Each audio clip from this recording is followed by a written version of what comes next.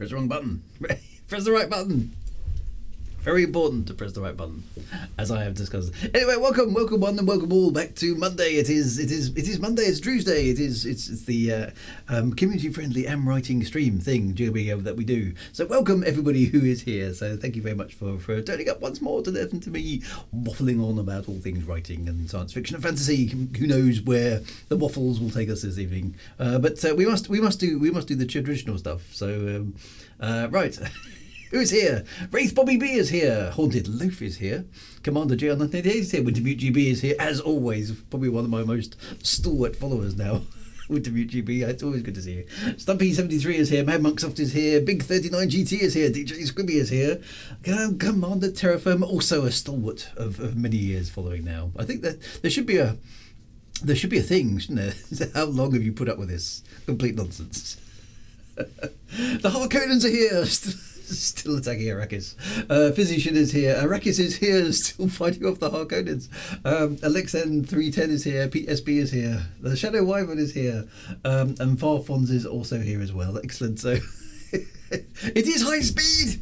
I'm here. I'm high speed. This is very good.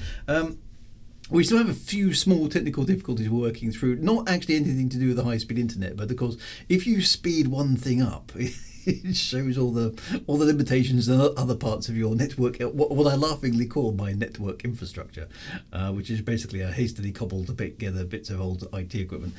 So yes, I've got to do a few tweaks to make sure I think. But we have. I mean, here I am hoping I'm streaming here to you in full HD for the first time ever. We now have 5,000 bitrate things. I've gone now to the recommended settings for 1080p streaming at 30 frames per second. So I hope you're enjoying the HD experience. Is it working? I suppose is the question. So I've got a green light on my streamy thing, which I hardly ever got before. So that's good. Green is usually good in these sort of things. So I mean, you should, if I get close, I mean, you'll be able to see wrinkles on my skin and everything. Look at that. I mean, that's just horrible. I think we'll go back to low def, quick. So here I am in glorious HD resolution, finally, after all these years. I looked, oddly enough, it's almost 10 years to the day that I signed up with my previous internet provider, who at the time were quite innovative, bringing us what was back then was high-speed internet. But unfortunately, their technology sort of stagnated and never got improved. So 10 years is quite a long time. Almost 10 years to the day, I sent them a nice email today saying, "Hello, I've been a customer of yours for 10 years, and I'm giving you 30 days notice. I'm saying goodbye." Bye. Thank you very much, by the way. It's been a pleasure, but I've found somebody better. So there we go. Now we're streaming in full glorious HD with extra bit rates and stuff, whatever they do. I don't really know. I've just gone and basically pressed the optimize button for Streamlabs. So it's not me, it's you. Yeah, exactly. That's pretty much what it was actually. So I just found somebody faster, younger, better.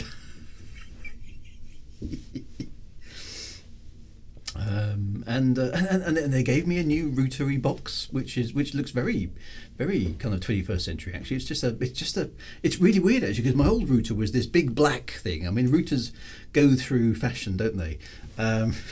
They've got my old router was a big black thing with sticky up antennas and lots of flashing lights. Okay, so it was very sort of 2001-ish, I suppose. No, probably 2010-ish, I suppose my router was. Lots of cables and things coming out back. Whereas my new router is very minimalist. I quite like it actually. It's just literally a small white box with a curvy sort of top with a single LED. And it is, yes, it is. It's 5 gigahertz. Apparently, it's 5 gigahertz Wi-Fi 6, whatever that is, which I assume is better than 5 gigahertz Wi-Fi 5. But it's 5 gigahertz Wi-Fi 6, which is which is apparently the latest and greatest thing. So yeah, so we are 5 gigahertz. We are Wi-Fi 6'd. We now have full HD ability on streaming and all that kind of good stuff. So we'll see how it goes. We'll see. This is basically its first test. So yeah.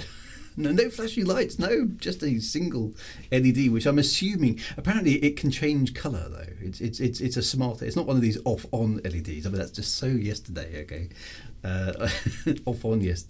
No, none of that. This LED has like multiple colours, so you have. I don't know what they mean. I've only seen white so far, but. Apparently it can change colour, and the colour denotes various other moods or whatever it is that the router actually does. So it's all very exciting. It's all very, very new, and it so far, dare I say it, it has just worked. So I'm quite pleased with it.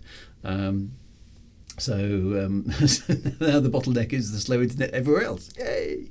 Oddly enough, we're on the slightly peculiar position now because my some of the little networky stuff that I use to connect my PCs together in the house is quite old tech. We're now in a weird situation that the Wi-Fi in the house, which everyone uses obviously on their phones and laptops and things, is now faster than the wired network. So I'm going to have a look at that and see if I can figure so good. So anyway, so we're on Wi-Fi. I don't know what Wi-Fi 6 is, but some of you who are technical might know. Apparently it's a good thing. So here we go. Anyway, lovely.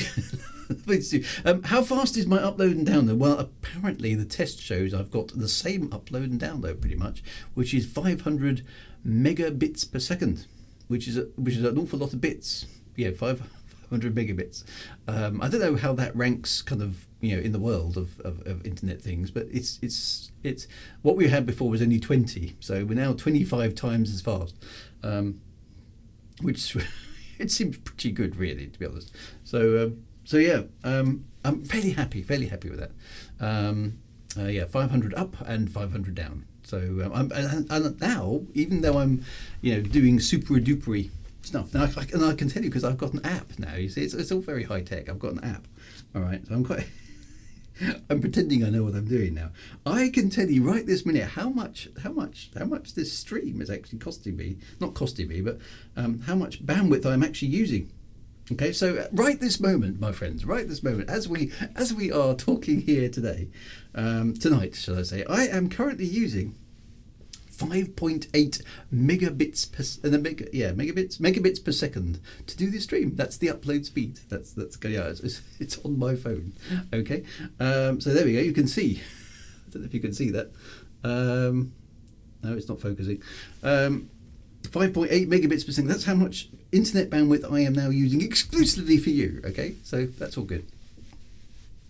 Oh, apart from my my camera has crashed. I think you can still hear me. And I know I've got this very, very strange expression on my face. My camera has crashed. What do I do? I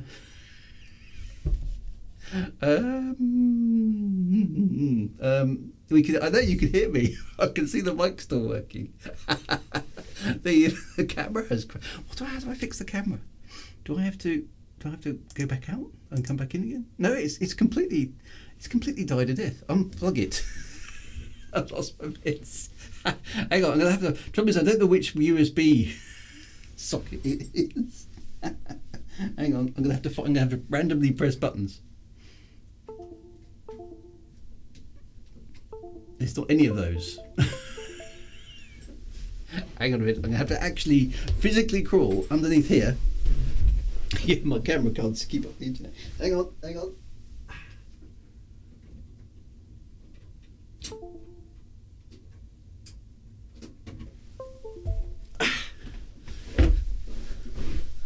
Right, I've plugged it out and plugged it back in again. Will it reset? It's not resetting.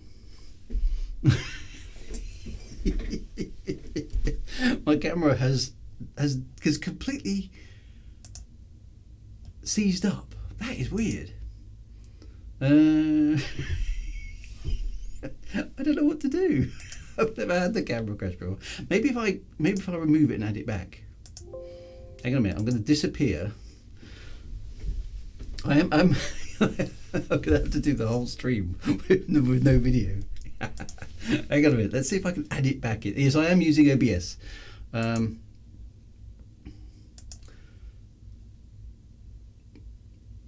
Disable it in. Let's just try it. Okay. That's really weird. There we go. It's coming back. Although now it's it's completely unconfigured. Ah dear. Right, hang on. This is not how this stream was supposed to go. It was supposed to be flawless. It was supposed to all be working. Right, hang on a minute. Now we've got Zoom. What's going on? I think it's at the wrong. There we go. I'm zooming out. It seems to be at the wrong resolution as well. Video format, colors. Resolution. Here we go. Right, I'm going to go custom resolution. Right, there we go. There we go. It's coming back roughly in bits and starts. Well, yeah, professionalism will be restored. Dear. Right, hang on. Okay, so FPS. Right, I think that's okay. I think I need to zoom in a bit now, right? Because my green screen is clearly not greening. Well, my green screen is now visible. You can see all my secrets have been revealed. Right, hang on a minute. Hang on. Think. Professionalism. Configure video. Right, hang on a minute. I think I've got to zoom in slightly. There we go, because that cuts the cord. I do remember doing this a long time ago. Then I need to go to filters, and then I've got to find the right one. Color key, is it? There we go. This might be it. Is it working? It's not doing anything. Why is it not doing anything? It was a green screen all along. I know. It's outrageous, isn't it? Why isn't... Okay, hang on there. Visual...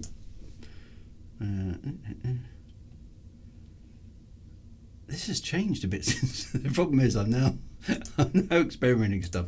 It has changed since last time I did this. Right, there we go. That should be green. Yeah. That's... Oh, hang on. No, that's not... Okay, something's starting to work. Okay, so...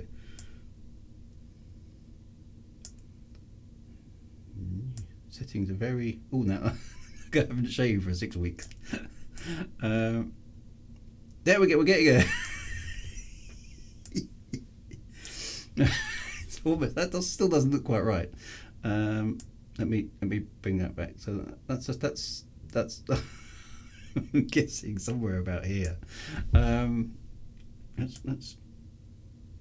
move that back a bit that way. Oh. That's the wrong way. That's too dark. Oh dear. That's. Why is it, now the brightness? Oh no, these settings are really hard to get right, and they were fine. Oh no, no. I think I'm close. Somewhere about there. I don't know quite exactly where it's supposed to be, but right. I'll need to go off and play with that. It's more contrast, less contrast. Tiny bit. Let's wiggle that back a tiny bit because it's not quite. I need to do it just so the background doesn't quite appear. There we go. We're very close now.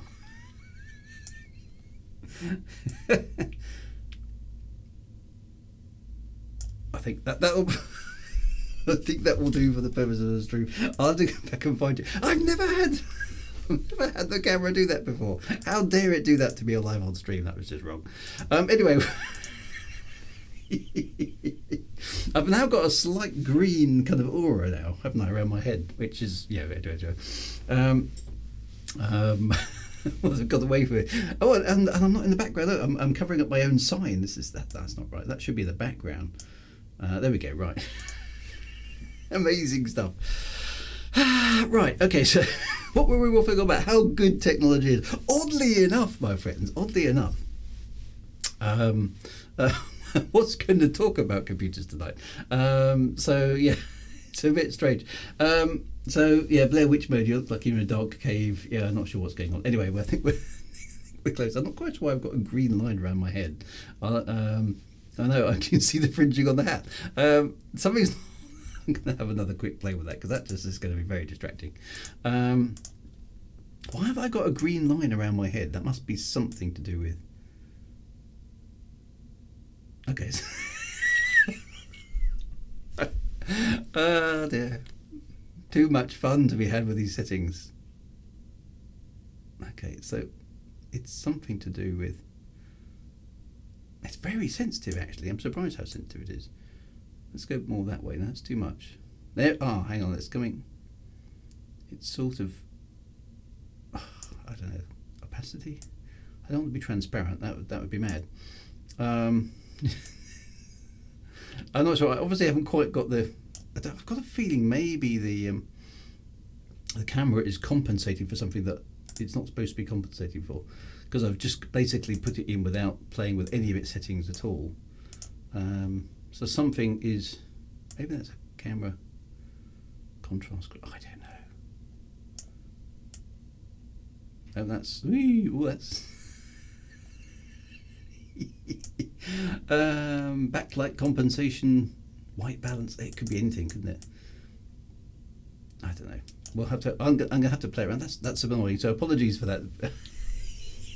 I know it's Doctor Who special effects circa about 1970. Dear. Right, we'll leave it. I think actually that seems to be. I mean, it's not perfect, but it's almost there. Okay. I'm gonna have to do some tweaking. Sorry about that, my friends. The stream, the internet side of things, is behaving itself absolutely perfectly, but hey, never mind. And I've got a slight moire pattern going on my shirt as well, which wasn't there before. So we'll have to build shields up on that. I know, so totally destroyed you around. Apologies for that. But never mind. Anyway, so. Now that we're back, how are we all? How's your week going? Oh dear.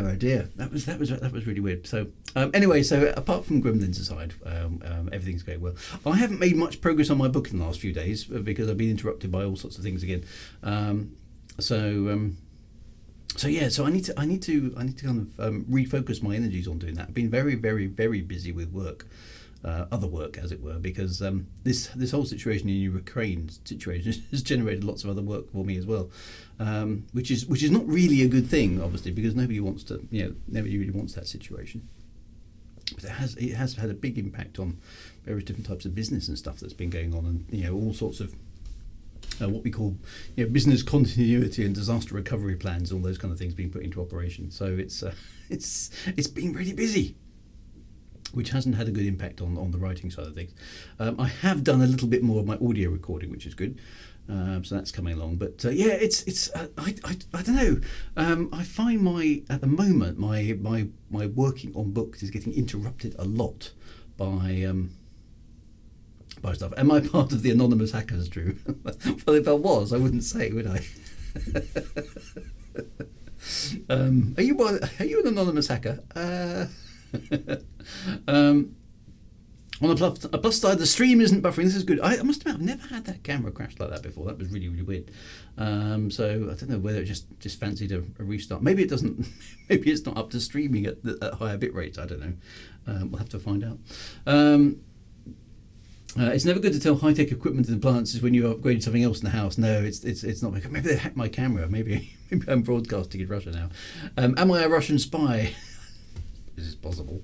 I mean, that's always something that goes on in my writer's head. Actually, when you walk past people in the street, I mean, how do you know they're not a spy? I mean, they could be, couldn't they?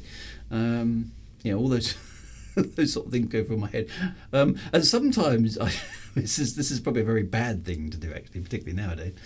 Sometimes I take it into my head when I'm in like London or something, or some other major city. I I might be there for business or something, you know, and I've just got to go to a hotel and basically sleep the night and then go to a meeting, or have a meeting, go to the hotel and then come home. I act suspiciously.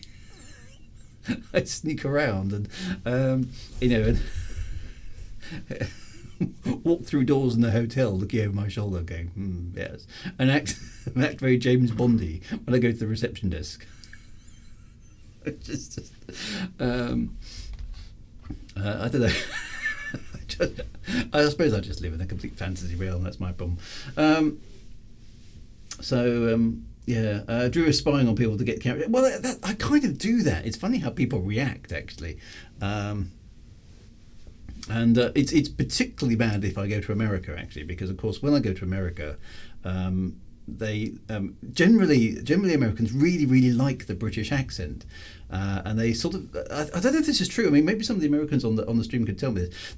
They seem, at least I get the impression, that they seem to associate the British accent with being super intelligent, and I don't know if that's true or not, but certainly some places I visited, and I really and I ultra ham up the British accent. Oh yes, my dear, absolutely, yes. Yes, well, yes, they do think that, you know, all that sort of stuff. And they're kind of like, really? Wow. It's like, no. But, you know. So I don't know if that's true or not, but I'm very bad when I go to America or Canada in particular, because I just ham up the Britishness. Something really bad. And any British people travelling with me will be going, oh my God, what are you doing? Where's everybody else is going to go? What? British accent in women is sexy. British accent in guys is cool. There we go. Boom. Job. Yeah. So I am officially cool in America. It is a bit weird.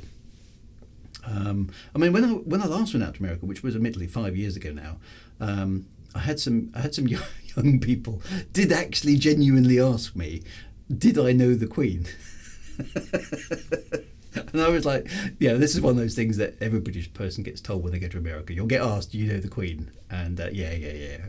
And I was so shocked that these kids actually did genuinely ask me, do you know the Queen? And I didn't want to disappoint them, so I said, yes, well, she's a very busy lady, of course. Just kind of left it there. Not actually lying, technically, but not actually telling the truth either. So it was a bit strange. Surely not the East London accent, no. Featherlock asked them if they know the president. Do you know the President of the United States? No. So, yeah. True, I played Spy versus Spy, and they did all that in whale hats. I don't know. I once met some Americans on the train. They told me they were going to Wales until I told them that actually they were in Wales already. They were not impressed. It does get. It's funny how much we have in common between the two cultures and how much is not the same. It's really quite weird. It is funny. It does make me chuckle. Particularly, I found in the I suppose not less inhabited. That sounds a bit odd. I suppose that less culturally exposed. I can now see my green screen flickering away in the background. That's annoying me. Maybe I can add a bit more light. Can that help? Oh, that's helped a bit. There we go. Let's do it like that.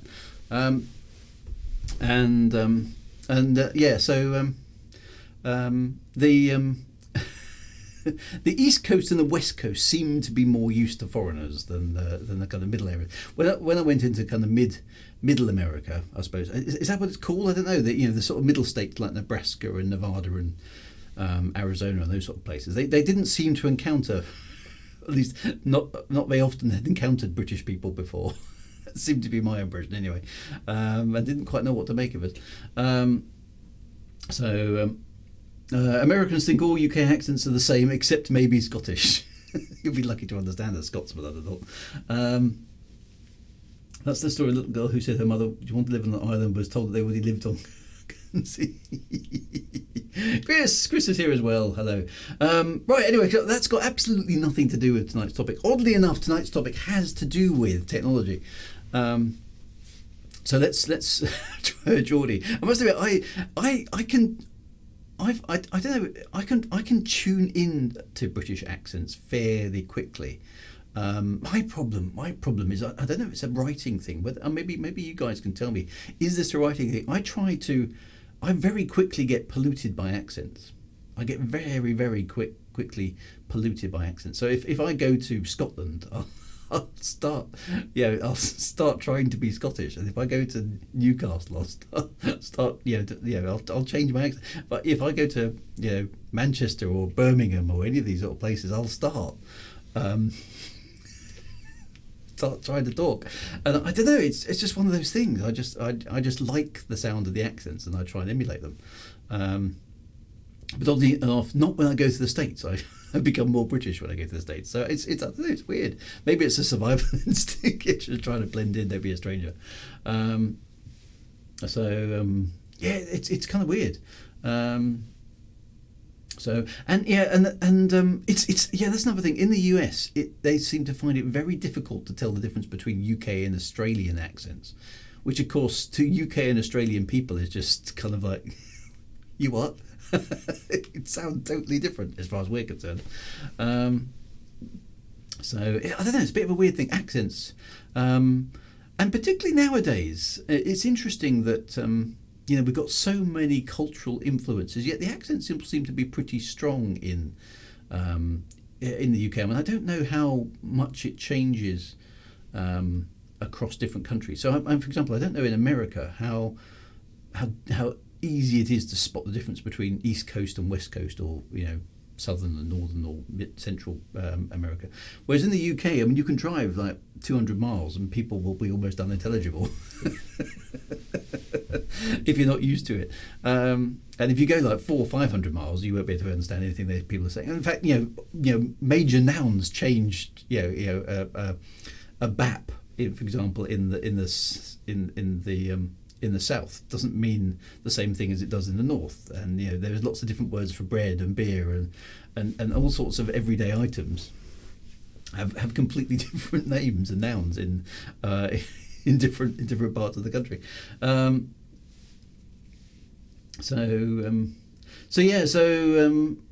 know. It's a bit and Shetland. Yeah, I mean even further north.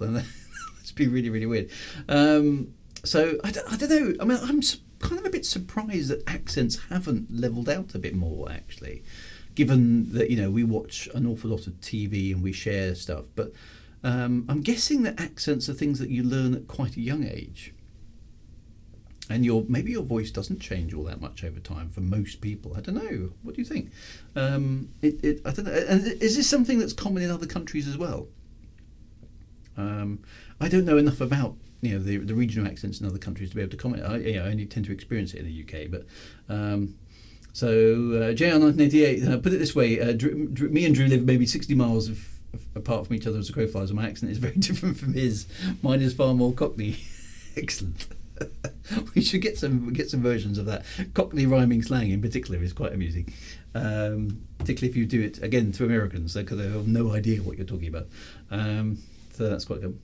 East Coast US, West Coast orange. Okay, so East Coast US is oranges and water. I think West Coast is oranges and water. Excellent. Sounds very British on the West Coast. Chris, the funniest dialect thing I've ever heard was at the local crisp factory. There were a couple of guys who kept speaking English to each other, and the guy wondered why it was because they were both. There were a couple of guys who kept speaking English to each other, and the guy wondered why that was because they were both Swedish. And it turned out one was from the north and one was from the south. They couldn't understand each other's accents, so they have to use English as the lowest common denominator. And the hoax Yorkshire Ripper tape was correctly identified by dialect experts as coming from a particular part of the city of South. Wow! So you can be that specific. Haunted Love in the north, they don't even know what a drangle is. Cyril Meachin is here. Good evening, fellow waffler. Sorry I'm late. Another problem, working in a multinational environment. What confuses other nations, how many accents we have here in such a small area. Drive 10 miles and crack out pronunciation. It is weird. I don't know if the UK is a little bit unusual in that regard. I found that young people from the Far East, when speaking English, have an American twang to their voice. I must admit, I've met quite a few people from, particularly, I think, Sweden, Norway, and Finland in my time, and some of them have a very strong American way of speaking English, and I think it's where they've learnt it from, and what source material they had when they were learning English. Is they all sound like Americans when it's like, I was like, yeah, hang on a minute, you're Finnish, you're Swedish. What's going on here? And it's just because they've learned English from America. You'd have thought accent, yeah, I mean, this is what I'm kind of vaguely getting at, Glenn, is that you'd have thought accents would have melded. Because one of the things I thought was, and this is an interesting thing, going back into sort of science fiction and books and stuff, is in The Expanse, in the TV adaptation at least,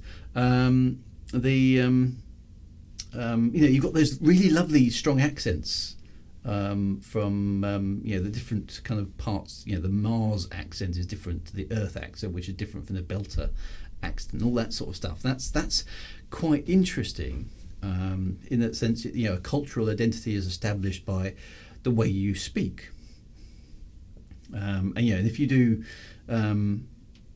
people can be quite dismissive. At least there's a tendency, anyway, to be quite them and us-y about accents. So a lot of people I've met basically tell me that I'm posh.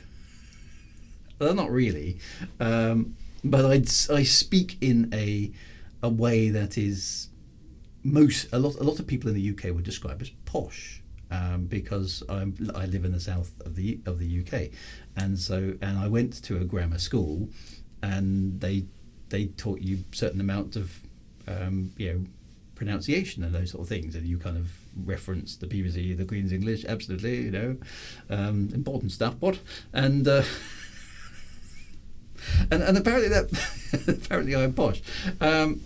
I have an RP accent. Yes, that's it. I have a received pronunciation accent. So you're quite right. And I'm not nearly as bad as some. I mean, there are some people who have proper received pronunciation accents, and so. But if I speak out loud, in certain certain parts of the country, I'm a posh twit, instantly.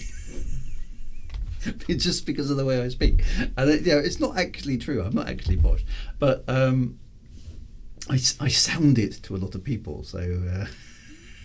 I don't know. So it's one of those things you have to deal with. I am posh.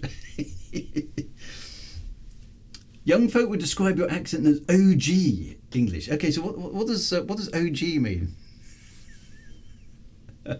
Commander General, what amazed me is Naomi Nagata's code switching between when she's talking to other belters versus when she's on the roast. Yeah, so that stuff is very clever. The actors were very good in that. I'm quite interested to know what OG means now. Very BBC, yes, absolutely very BBC. Old guy. Original, is that what it is? Old guy. Some folk here educated as posh. The plebs, yeah. I don't know, it's a funny thing, accents, isn't it? Because I can adopt accents quite quickly if I want to. So I suppose I tune in and I listen to Original Gangster. Older generation. Ooh, ow, that hurts.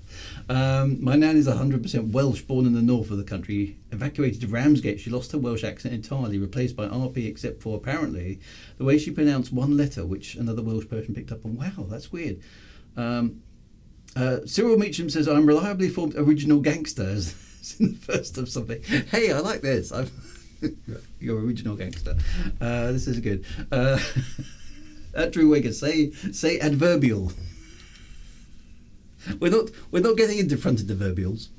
I have ossified gentlemen. I think Chile wins with that one. That's pretty good. Kelly Baglass, people often tell me I have a Welsh accent, but I'm not Welsh and I've never lived there. It's weird, isn't it? I mean, my ancestors come from Ireland, so if anything, it's obviously genetics has got very little to do with this, because you pick up your accent from the people presumably who are around you, that's your formative speaking experiences, I suppose. I mean, it does wind me up because I suppose actually I had a fairly strict upbringing, whereas I was told off for not pronouncing things correctly, and I wasn't allowed to.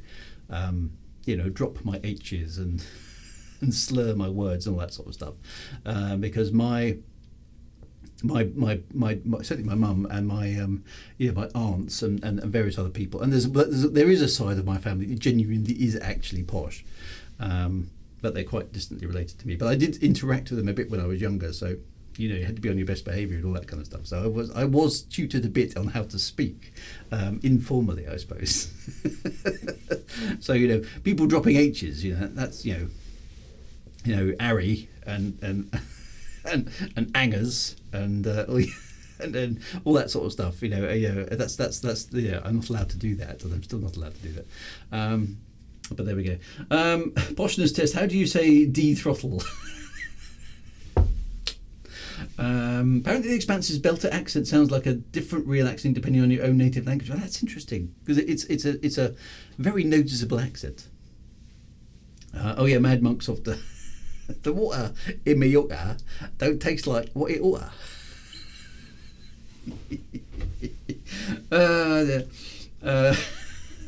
While I'm going through editing my novel, I might sneak in a cheeky we don't do the de-throttle. De-throttle is wrong, okay? It's just wrong.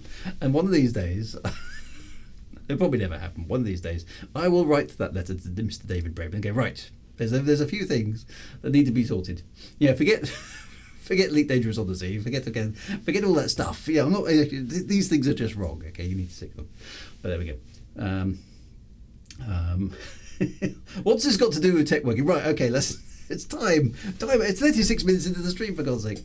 Right, let's go. Okay, so it was, now that we fixed the camera, mostly, Barn Somers here as well. Hey, good to see you.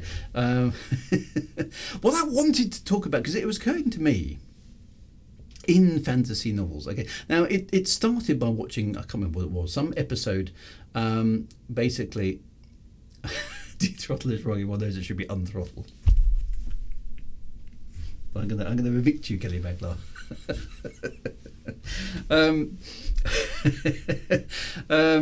So I was thinking, basically, all the TV shows whereby the technology is used as a plot device to circumvent the bad guys having an advantage. Don't poke the bear. That's right. Basically, it's classic things. It's awful kind of Deus Ex Machina things where you basically the good guys manage to sneak into the bad guy's lair. And there's, for some bizarre reason, there's an unattended laptop or computer or something. Okay, and they get in front of it, and they press, I don't know, shift or something to wake up the monitor, and stop talking about throttles. Just stop it.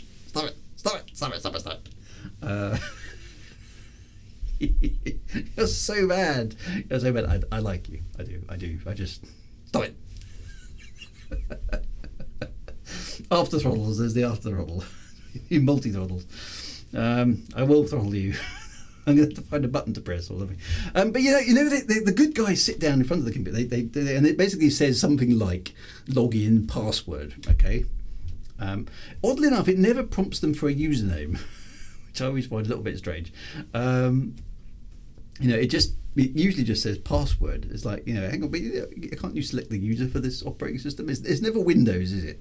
That's the other thing you notice on almost all TV shows. It's never nobody ever uses Windows in real life, which is very unlike real life, where probably, I don't know, 80, 85, 90% of all the computers in the world are running on Windows, at least the ones on typical desktops. And everyone else obviously has Mac. But in the movies and on TV, people either use Macs or they use something else, which is some sort of proprietary weird operating system. And there's some sort of hallmarks about these strange and weird operating systems. One is when you type anything, the computer goes for no obviously good reason. It's a Unix system, yes it is.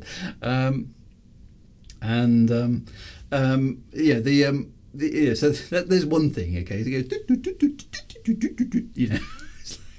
what's it doing? Why is the operating system making random noise for no good reason? Computers don't do that. But there's a big thing saying password problem. It's usually in red text as well, because obviously red is dangerous and red is exciting and red is high security or something. Then there's and then the goodie basically sort of sits at this computer usually looks around the room, kind of like, where's the clue for the password?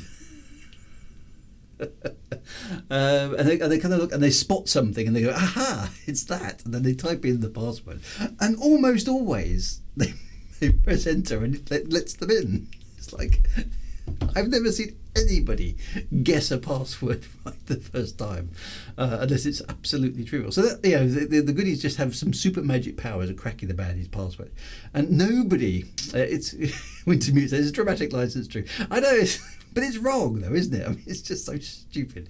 I mean, haven't the bad guys heard of two-factor authentication? It's like, that would crack this entire problem straight away. So if I ever do, and I won't because it's not my sort of thing, but if I ever write a police procedural, there's going to have to be a way around the two-factor authentication problem. No respectable baddie is basically going to, you can't even pass a basic cyber compliance. And disclaimer, my day job is cyber security, right? So this one particularly rankles me because it's like, why are the baddies not doing some basic cyber security? Okay, so MFA gets around this whole problem of passwords because you get a random code that's generated on your phone when you try and log in, and so what it should type is when you type the password, it should go, okay, what's your two-factor authentication code, which has now been sent to your mobile. So unless you've intercepted the baddie's mobile, which is possible, of course, you're not going to get in. And lots of procedurals do that, and they do lots of other stupid stuff with technology. I mean, they'll chuck in a few words, and sometimes I don't mind. I mean, in the recent, what was it, Fast and Furious film, right? There was this nonsense. It sounded vaguely plausible. I must admit, I was chuckling at it in the cinema. Okay, we're just going to pop up a root shell, disable the firewall, and reset the I can't remember exactly what it was said, all that sort of stuff. It's just chuck in some technical sounding, vaguely plausible stuff that somebody might have heard of, and we're in, we've broken the system, and it's like, oh really? I'd love to see one day a vaguely realistic cybersecurity story, but I haven't seen one yet. Star Trek has never understood. So one day, there was one of the Voyager episodes where they were able to, I think they just got their tricorders out and they started scanning the computer, and somehow that revealed the password. So, how does that work? So degauss the monitor. Yes, that'll get us in. MFA is excellent when the registered mobile is no more and you can't reach it. No, that's very true indeed, yes. Would you like to play a game? War Games was a good movie. War Games, yes. So that was in the days of acoustic couplers and low bit modems, wasn't it? And text displays, all that sort of stuff. I am Nomad. so basically the thing is, okay, so it wasn't so much about the fact that that's just laughable and silly, because there's lots of examples of that. I mean, the one that gets me in all the police procedural stuff that I've been watching relatively recently is the bad guys always leave the GPS in their phone switched on. So, we've tracked the byte. They have this idea of a burner phone, which does sort of make sense. We don't use the phrase burner phone, I don't think, in the UK, but we kind of understand what it means. I don't think we've got an equivalent for burner phone. It would just be a presumably a contractless phone, basically a pay-as-you-go, I think we'd call it in the UK. You don't have to have too many credentials to buy this phone, but for some strange reason, the bad guys go to the trouble of getting one of these burner or pay-as-you-go phones, but they always leave the GPS switched on. So the good guys always have a absolutely precise GPS fix on wherever the bad guys are. It's like, the bad guys not know how mobile phones work. Oh dear. I'm sorry, Drew, I'm afraid I can't do that. I mean, those security technologies, 2FA, MFA, do have their problems, and passwords themselves are really, really irritating, aren't they? Enter password, guess Q progress bar for that's the other thing, isn't it? You type in the password and there's a progress bar. Are they going to get the password right? Yes! Like, why would you have a progress bar on a password check? That doesn't make any sense either. The worst one, actually, the worst one ever is not a password one. That's the one. Do you remember the and I love this film. I do love this film. It has the best American president there's never been, which is the original Independence Day from the 90s, right?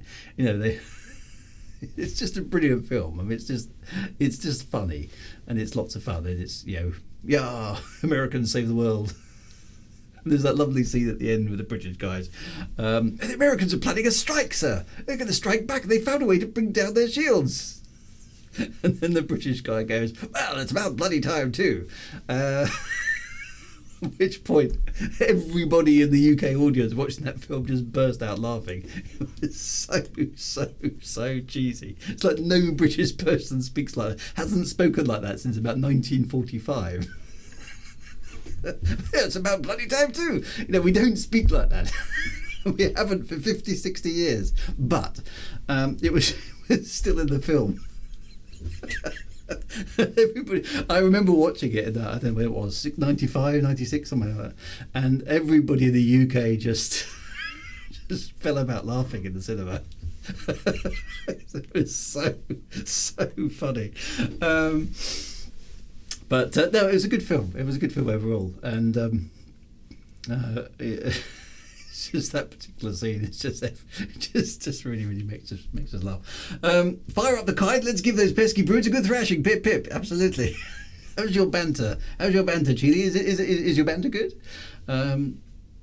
So stuff like that is really funny when the stereotypes kind of kick in. But that was quite funny. But you know, we've done the same thing. You know, we did the same thing with one of those James Bond movies. I can't remember which one it was, where we had the the fat overweight kind of cop guy in James Bond's car.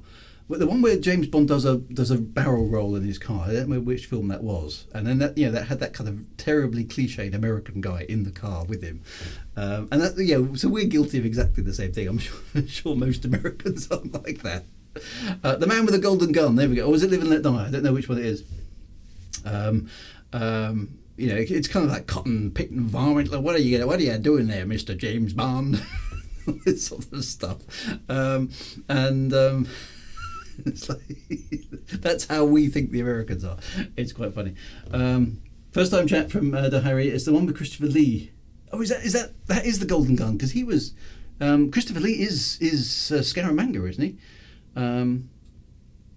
So those sort of things. Anyway, that's not where I'm supposed to be going with this entire topic. This is an excellent wobble. So the technology is very bad. So the baddies have GPS in their phones. I mean, duh, you're not Sheriff J.W. Pepper, that's right. He was in Live and Let Die first, and then Man with a Golden Gun. Right, okay, so that guy. I mean, it's stereotypically, I don't know which part of America that's supposed to be, but I'm sure most Americans aren't like that. But that's kind of how we see the Americans. If you boil it down to, here's a typical American as defined by a British guy. Sheriff J.W. Pepper is about it. Sorry. So there we go. So so those sort of cultural stereotypes are in there as well. But the thing about Independence Day, right, is that bit when they first okay, so we're going to upload a virus to the baddies' computers. So here we are. Okay. I don't know, presumably it's in about 1996. Okay, we've got computers that can upload viruses. We're supposed to believe that you can fly an alien spaceship. Okay, so we can, let's dispense with the whole fly the alien spaceship up with no training at all, knowing exactly what to do. I've seen these things fly. I can fly them. Okay. Right, okay. What are you going to do? Well, what we're going to do is we're going to fly up to the alien spaceship with a MacBook. I think it was a MacBook, wasn't it? And presumably the alien, because I don't think, did they plug into it? Or I don't quite know how it worked. But anyway, maybe the alien spaceship had some Wi-Fi on board, which was an open network, so they didn't need any security. And then they uploaded a computer virus, into the alien spaceship, which brought down its shield. It's like, really? It was a wireless thing. Julie says, we're watching Independence Day. You need to not only suspend disbelief, you have to put it in a box, lock the door, put it in the shed, lock the shed and throw away the key.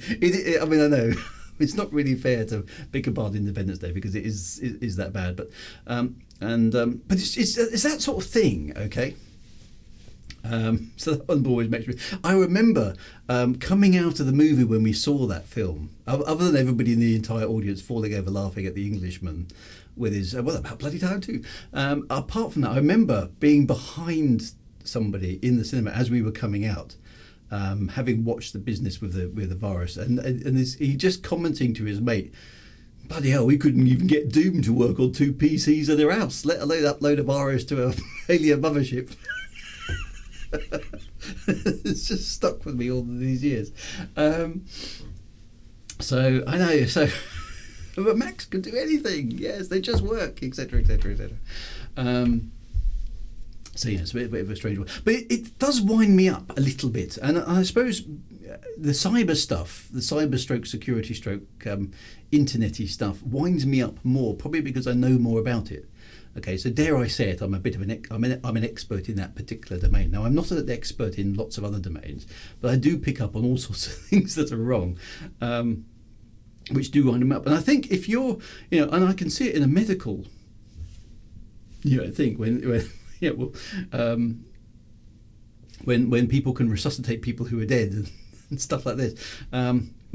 Just injected with 2 cc's of inappropriate or whatever it is, inappropriateness, or the physics. We've nicknamed this device, unobtainium. This material as unobtainium because you can't actually make it. And there's so much, bad science, bad cyber, bad medicine, bad everything, just in order to keep the plot moving. And sometimes it's okay because it's just a bit of fun. And as long as the movie's not taking itself too seriously, it's kind of one of those sort of summer blockbusters, then that's kind of okay. You're kind of like, really, yeah, okay. It's Fast and the Furious did it. All those summer blockbusters, Day After Tomorrow, Independence Day, all those type of films, just took utter liberties with science and computers and everything else. Reverse the polarity of the neutron flow. But if you're setting out to try and take yourself a little bit more seriously, then when you screw up, it becomes a bit more of a problem. So where this is all leading to is basically, I was thinking to myself, okay, computers, right? Where are we going to be with computers in the short term, medium term, and long term? Okay, because look how far they have come.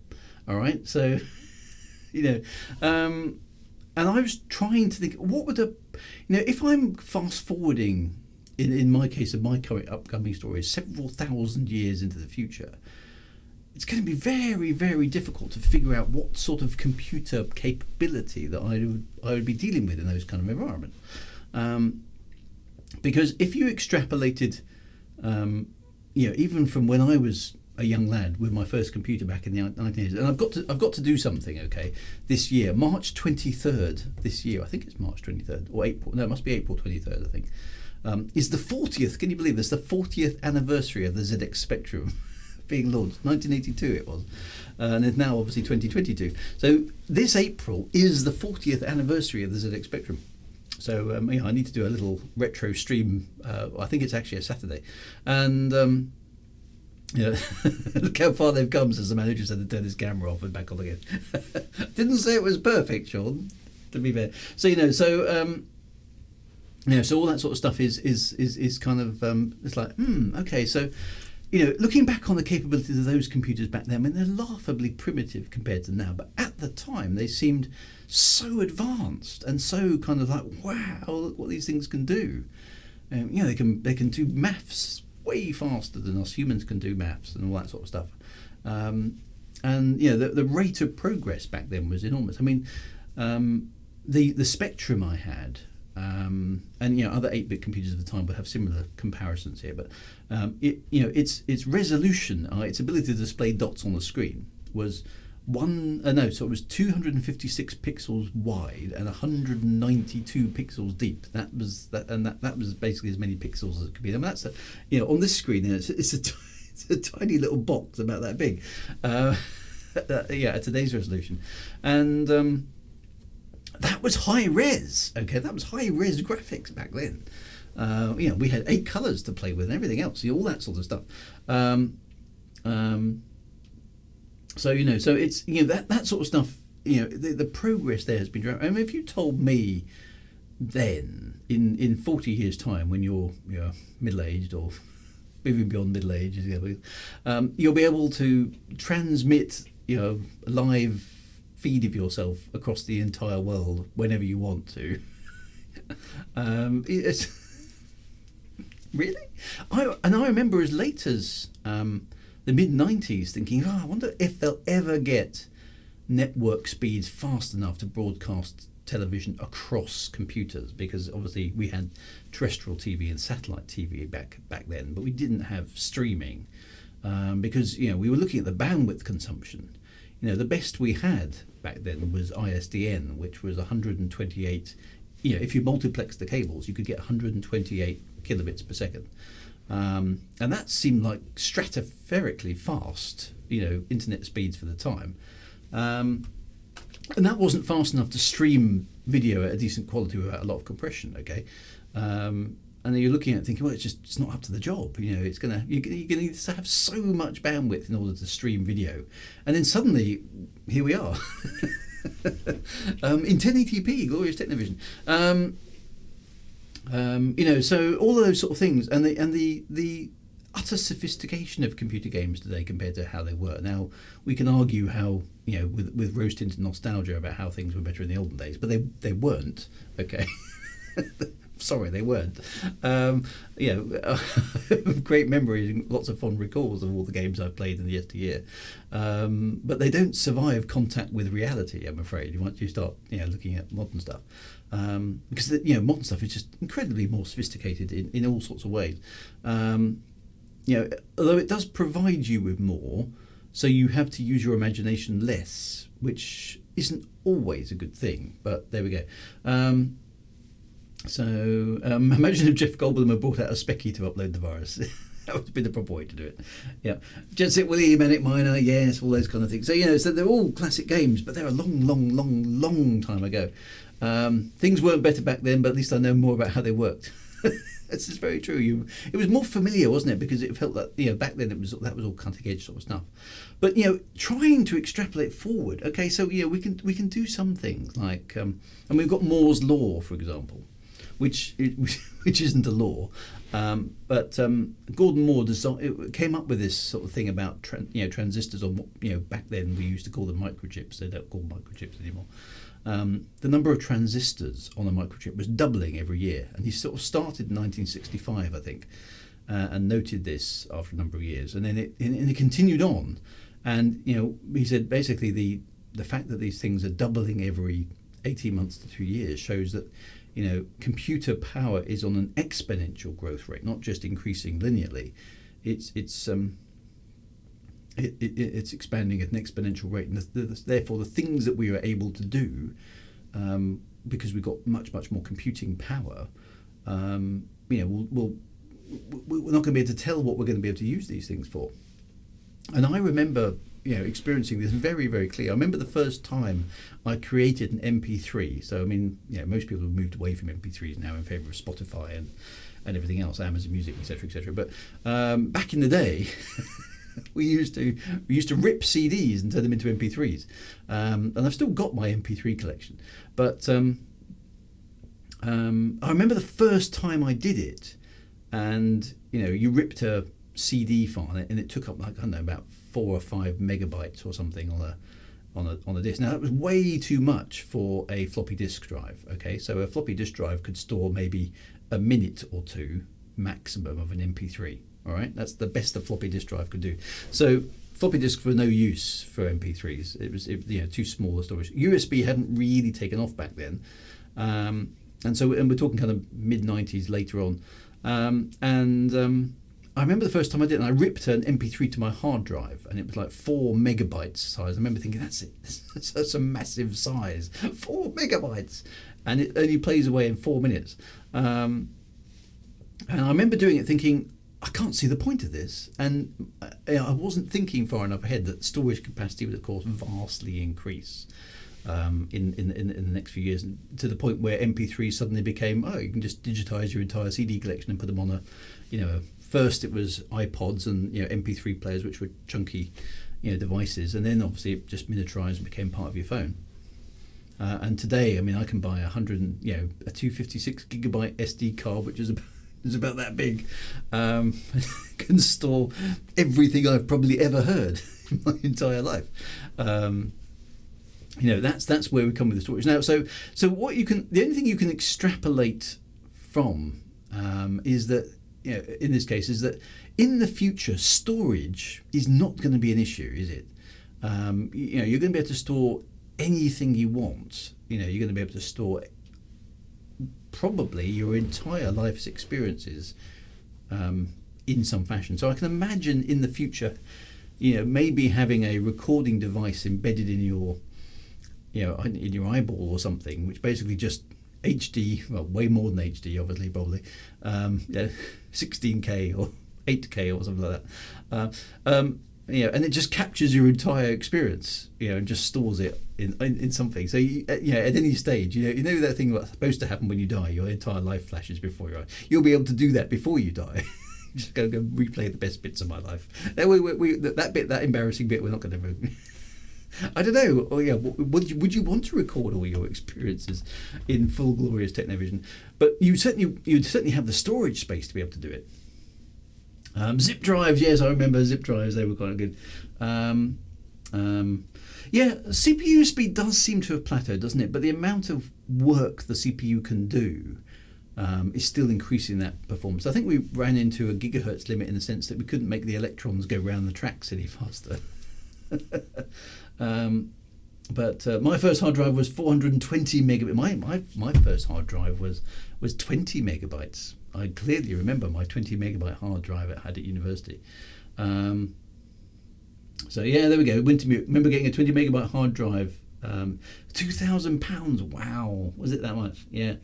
Mega storage is not the problem. Retrieval, if you can't. Yeah. So finding stuff. I mean, it's bad enough now, isn't it? I have this problem with photographs. Documents, because you can search inside a document for a phrase. I don't generally lose documents in my filing system, but photographs are a whole different thing. Unless I'm rigorous with putting them in folders which have meaningful names. I mean, I must have gigabytes. Literally, I do have gigabytes of photos. But trying to find a specific photo of a specific person or a specific place is very, very hard because you can't search inside a photo at the moment very easily. You're quite right. The search and retrieval aspects of data storage do need some work because, so that's the thing. That's a very good point, Sean. If data storage does not go by or integrate, at least it stay at human readable, convenient size, I would think. Yeah. So I mean, that's the thing with the SD cards. I already think these small SD cards, the micro ones, are too small because they're too easy to lose. I mean, look how small the damn things are. I've actually got one. I haven't got one spare to hand, but they're too small. Okay. I like the standard size SD cards. I must have one of those about. Let's have a look in my little box of junk that I keep for no obviously good reason on my desk. I mean, I used to prefer it. There we go. I mean, there's an old USB stick which I don't know. I don't even know if it still works. But it's a 4 gigabyte. Look at that, 4 gigabyte USB stick, old school. Okay, so that's an old school USB, and here is a much newer USB. Which the only problem with this type of USB is once you've installed it in your USB slot, you can't get it back out again because you can't actually grip it. So anyway, that's that's actually not an SD card. That's an SD card holder for a micro SD card. But that size, I always thought was quite sensible. That looks sort of to me about the right size because I can get 2 fingers on it and I can stick it in a slot. That's about the right size, I think. But of course, no, we have to go way smaller to these little things. They're too small. Okay, rant over.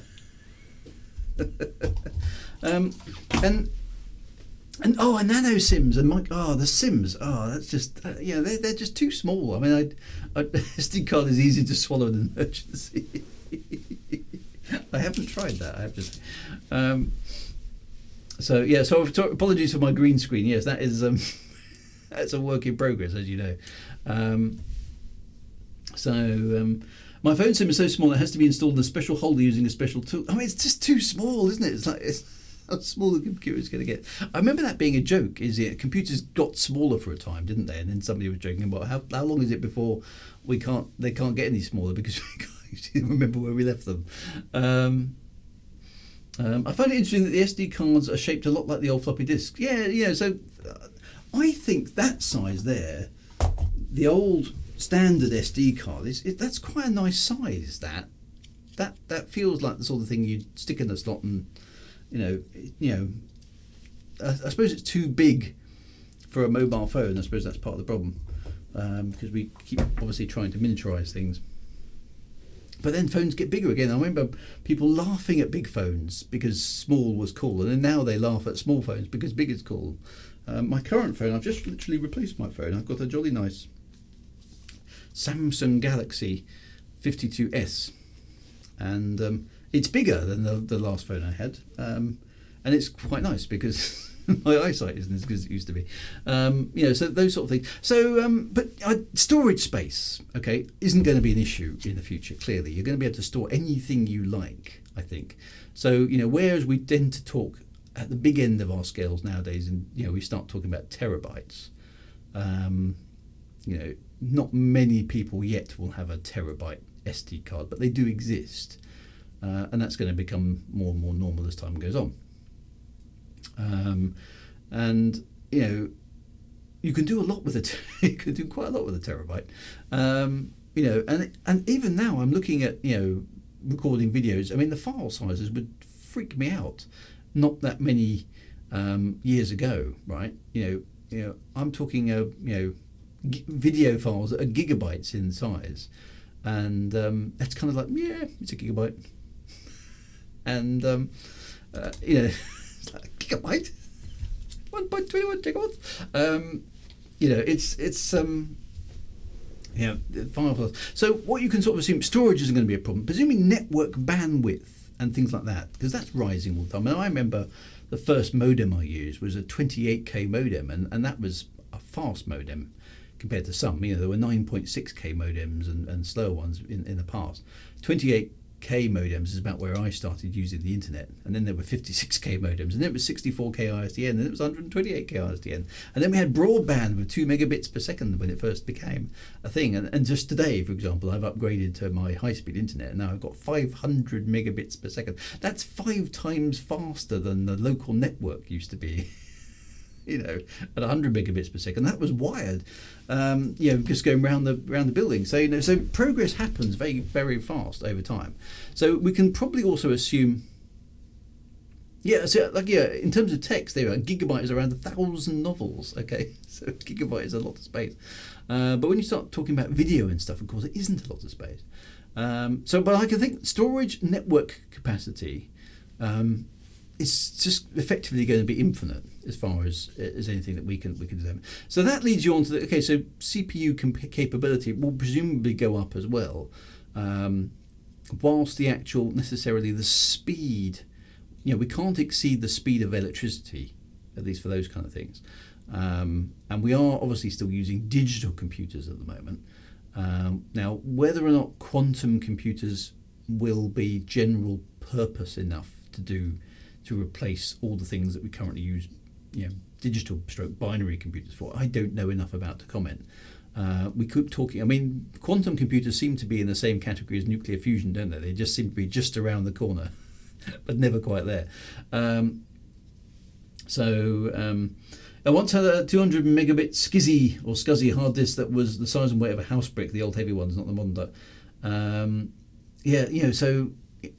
It is amazing. I mean, I still think these things are quite remarkable, particularly when I compare it to my old ZX Spectrum with its 48k of RAM. The amount of data is staggering. But what I'm noticing is that we're getting very used to dealing with gigabytes as just a kind of throwaway thing. Because I mean, with my super duper high speed internet today, I downloaded an update for Microsoft Flight Simulator that was about 8 gigabytes. And I was thinking, 8 gigabytes. I mean, 1.21 gigawatts.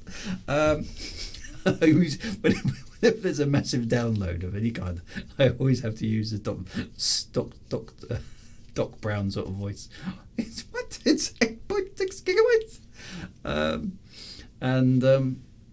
So, but that's not all that much. I mean, to me, downloading, because parts of my brain are still stuck in the 70s, 80s, and 90s.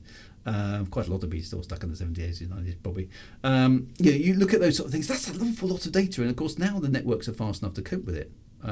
Whereas in my head, I'm going, well, how many CDs is that? I mean, a CD is less than a gig, isn't it? A fully filled CD-ROM is about 700 megabytes, 780 megabytes, something like that. And so, to download 7 or 8 CDs worth of information sounds like a heck of a lot of a download. But it isn't now. A lot of games come with 40, 50 gigabyte downloads, and that's just normal. There we go. Some are bigger, 650 to 700 megabytes. That still sounds like quite a lot of data storage, but of course it isn't. I need to get my brain out of the 90s. But again, extrapolate into the future. Storage, network capacity, even CPU capacity is not, is from our perspective, is going to be so far out there in terms, it's going to be effectively unlimited. Now, the trick is, what are we going to be able to do with that processing, storage, network, compute power? Because the stuff that I do today with a computer, I mean, obviously I write books, but I also stream, okay? And I can play games and broadcast that live on the internet. There's no way I could have even conceived of that when I was a child, because, we didn't have, the graphics were so low resolution, and there wasn't the storage space to store anything, big and complicated. And the idea of having, 32-bit color depth as we do on the current monitors, and more if you've got very sophisticated stuff, so that you can represent digital images really, really well. That stuff was way out west when I was a kid. Digital cameras, really digital cameras. How's that going to work? You'll need so much storage space to do that. And like I said, the first time I digitized an MP3, I thought, well, I've done it, but I can't see the point of it because it's taken up like 1/10 of my disk space just to install one media file. And it took a long time before things like internet video began to appear because, the storage constraints were so large, and the quality therefore so low that you're kind of like, well, it looks awful. Why would you use that? All that sort of stuff. But, as the technology improved, suddenly all these things became viable. And the idea of digitizing sound, actually back in the 80s, was, I remember being completely blown away on there was a ZX Spectrum game called Meteor Strike or something like that, and it had a very, very poor quality digitized voice. Basically said meteorite alert or something like that, and it was really low quality, but it was digitized sound, and it's like meteorite alert, and the game started like that, and it was like, wow, the computers are speaking, and nowadays that's a trivial thing, but it was a big deal back then and they basically used they used 1/3 of the computer's memory to make a very, very low quality digitized recording of meteorite alert, and then 2/3 of the rest of the memory was actually the game itself. It was effectively a tech demo, but it just showed, it did show kind of the art of the possible in the future. Chidi says, I had Ghostbusters on the C64. If you hit the spacebar on the title screen, you got a terribly digitized Ghostbusters recording. But back then that was impressive stuff, right? It was like, oh, the computer's talking. My parents did not, after the 50th time of me hammering the spacebar. Yes, I think a few of us in that case. Chris Vikings said, my first PC had a 640 megabyte hard drive and about 420 of that was Windows 95. Oh yeah, that's right. Windows, I think what version of Windows will be on by the 31st century. But the things that we can do today with a computer, who remembers? I remember when I was at university, people with Commodore Amigas and Atari STs talking about ray tracing, and I'd forgotten about ray tracing until it came back recently with the latest generation. Well, it's not really the latest, it's the current generation of NVIDIA cards, the RTX series, the 30, 70, 80, 90 series of cards, right? when they're talking about ray tracing. I think, oh, ray tracing, I remember ray tracing from back in the 90s. And of course, ray tracing today is basically about how many ray trace images can you do frames per second wise. So these super duper cards can basically ray trace in real time and do amazing looking graphical effects with 30 to 60 frames per second or even more. Okay. When we were talking about ray tracing back in the 90s with Commodore Amigas and Atari STs, it was like, how many, we're going to ray trace an image, just a single image, and it's going to take several hours to do it. Okay. So you could ray trace images in the 90s, but one image took several hours for the Commodore Amiga or the Atari ST to actually produce. But so that shows the difference. And those computers were quite advanced for the era. But we can do now something that would take a computer of that generation hours to do in real time, multiple frames per second. So you would give a convincing image. So anything that is difficult and hard to do today, at some point in the future will become trivial and commonplace. And I struggle to think of any kind of examples of sort of things. I mean, maybe natural language processing or those scarily accurate Boston Dynamics robots that are always jumping around and doing parkour or just being robot dogs. Those things are going to be perfected not very long. All the problems with self-driving cars, all those kind of things, they will be solved in relatively short order. Okay, everything's going to become automated. Everything is going to become automated. Society seems to be on a huge drive to remove the human input from virtually everything. I don't like it. That's because I'm old and curmudgeonly, right? I don't like it at all. But most people around me seem to absolutely love it. They like the fact that their car effectively pretty much drives itself. It's got one of my neighbours. We get on very well, but he's the exact opposite of me. He's a total techno geek. He loves every piece of new technology and changes his car every 6 months. And he's now got, I think it's a Tesla. So it's an electric car anyway, and it's got lane keeping assist, and it's got self-driving autonomous mode, and it's all this sort of stuff. And so he took me out in it, and it is very impressive. If you like technology in a car, because it basically is that far away from just being able to drive itself, and the car knows where it is, it knows where it's going, it knows where all the other cars on the road are. It's so far removed from what I think of as a car. And it's four-wheel drive. It's literally, and I know it has a ludicrous mode, the Tesla, but it is ludicrously quick as well. It's stupidly fast and silent and quiet and comfortable and everything else, and it's lovely but to me it's just horrible. So of course he took me out of this Tesla and showed me off all these bits and pieces, and I was kind of like, I was very impressed, but I hated it. Okay, it was a bit of a strange thing. I was very impressed, but I hated it. So he took me out of this and said, "What do you think?" I said, "I think it's amazing." He says, "Do you want one? You should get one." I said, "Me? Why would I want one?" He said, "Well, you're always mucking about with your old cars. Why take me out in your old car and try and explain to me why you have old cars?" So I took him out in my MX-5, which, as some of you know, is supercharged. Now that has no computers on board. Well, it has a very basic computer to control some ignition timing and boost pressures, but that's about it. It has no ABS. It has no airbags. It has no traction control. It has no anti-lock brakes. It's entirely mechanical, and it has switches that make electricity flow and things like this. And then if you want to have something to hang, you actually have to switch it on. There's no touch screens. There's nothing like that. Okay. So I took him out and he says, so how do you know where you're going? I said, well, I've memorised the route. Don't worry, we won't get lost. You'll be fine. We have a bit of banter about this sort of stuff. And he says, I don't understand why you find this so much fun. And there's no toys to play with. And I said, here's the toy. So I took him to the roundabout, ducked into the corner, put my foot down, got the back sliding round, and then opposite locked it all the way around the roundabout, smoke everywhere, and then drove home. And I said, that's why I like this car. To which point he got out of my car and said, "Please never ever take me out in your car again."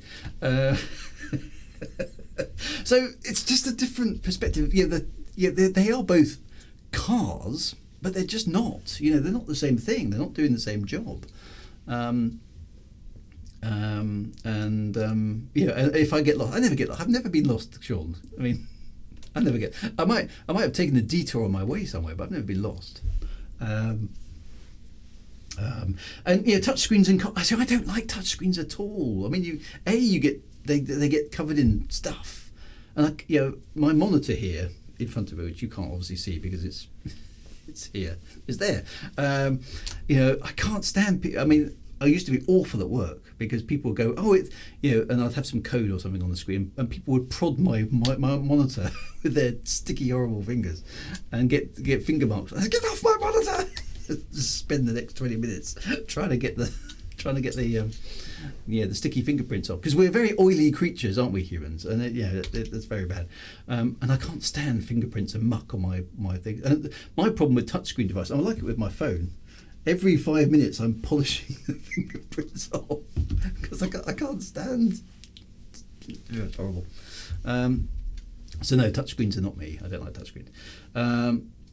Admiral Adama loved his retro spaceship too. So that's the thing, isn't it? Maybe there'll be a technological inflection, a bit like we see in the Dune universes. Well, when and in Battlestar Galactica, we're basically saying, no, we're not going to let the technology get any more advanced. That's as far as it goes, and no further. And we haven't reached that in the real world yet. We're still innovating. We're still making things smarter. We're still trying to pull the human out of the loop as much as possible. Because I remember the first time I encountered drive-by-wire throttles, which are quite old school nowadays. Because if you know how to drive on a fast car with a clutch, okay. So there are things like left foot braking, right? Which basically what you do if you're driving quickly in a car, you keep your foot on the accelerator to make sure there's still power going to in this case in my car, the rear wheels, but you can, with your left foot, you touch the brake pedal, and the idea then is you basically weight transfer the car, so there's a little bit more grip on the front wheels, and you can still turn in, but you're still accelerating at the back, so your car rotates much faster than it otherwise would. It's not a de-throttle. Shut up. Okay, now, in a car where the pedals are mechanically connected to the engine and the brakes and all the other gubbins by cables and hydraulics, whatever, okay, that works, right? That works. Now, in cars with fly-by-wire throttles, of course, there is no connection between the pedals and the engine and the brakes and everything else, okay? They're just electronic sensors, effectively, working out what position you get. Now, the thing is that cars don't expect you, modern cars at least, don't expect you to left foot brake when you go into a corner. So the first time I tried this, what happened was, as I kept my foot on the accelerator, as I would normally expect to do, I touched the brake with my left foot and spun the car. I was trying, as I disappeared in a cloud of smoke on this newish car, I was trying to figure out what the hell had gone wrong. And of course what happens is if you touch the brakes, the computer in the car basically says, we need to stop because he's touched the brakes. Therefore, I'm going to cut the throttle to 0. And the assumption is from the computer that you're using your right foot. So why? I must be getting a dodgy input from the accelerator, which is currently held at 60%, because his foot's on the brake. So what happened was that I kept my foot on the accelerator, but the computer decided to ignore that. The moment it detected I was using the brakes, it cut the throttle to 0, and boom! My car was facing the other way.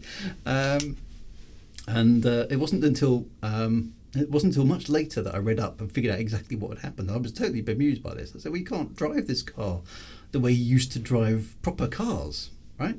And I was taught how to drive, so I, instinctively in my MX-5, I will use some left foot braking because I'm used to driving that way, and I will also use heel and toe, which is another technique of matching rev shifting for cars. But that is That is an old school way of driving now, okay? And you can't do it. You can't actually do it in modern cars. And I hadn't realised this when I stepped into this modern car and started trying to do it.